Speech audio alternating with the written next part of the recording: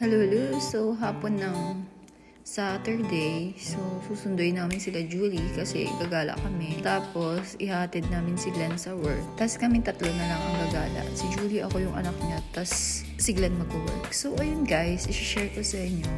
So, nung pandemic, sobrang impact yung nangyari sa amin yung time na yon. Doon namin na-realize na parang kailangan may iba naman kaming gawin. Kasi si Glenn, wala siyang work nung time na yon. Tapos, doon kami nagkaroon ng business. Tapos, biglang nawala kasi ng pandemic.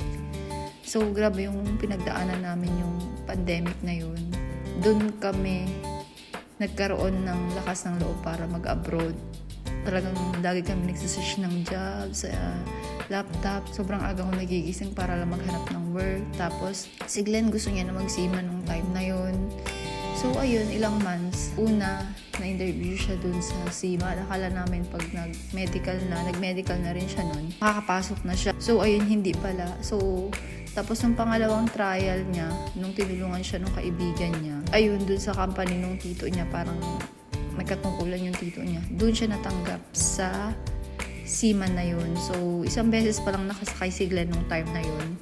Tapos hindi ko na siya pinasakay ulit kasi hindi mapaprocess yung papel niya pag nasa barko siya. So ayun, ako na yung umalis. Nag-resign ako ng January. Tapos dumating din siya ng January. Tapos March nakaalis na ako para may time pa kami. So ayun, dun kami nagkaroon ng idea na mag-abroad.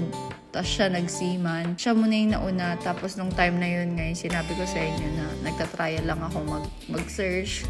Kasi parang babagalan ako sa, alam mo yun, yung parang kulang pa rin kahit na parehas kami nag-work. So, hindi naman pala ganun kalaki yung sahod ng seaman nung time na yun. Kaya nung time na yun, may maraming nagtatanong kung bakit hindi ko na daw pinasakay si Glenn, ganun. So, yun guys, kasi ang dahilan, hindi mo pa-process yung papers niya pag nasa barko siya. So, kung malis siya nung March, then sabay kami. Bababa siya ngayong 8 November. So, wala pa sana siya dito. Baka next year pa siya nandito kasi halos 2 months din yung process ng papers niya. Kailangan mag-usap din kayo ng partner mo or ng asawa mo para at least magkaroon kayo ng teamwork kung ano yung gagawin niyo sa buhay niyo. Para at least para sa family niyo rin naman yun. So, yun guys. Marami kami natutunan ng pandemic. So, dahil sa pandemic na yan, nagkaroon kami ng idea na punta sa Canada. O, diba? Worth it din. Kahit sobrang hirap ng pinagdaanan namin no time na yan. So, yun lang guys. Thank you guys for watching. Babush!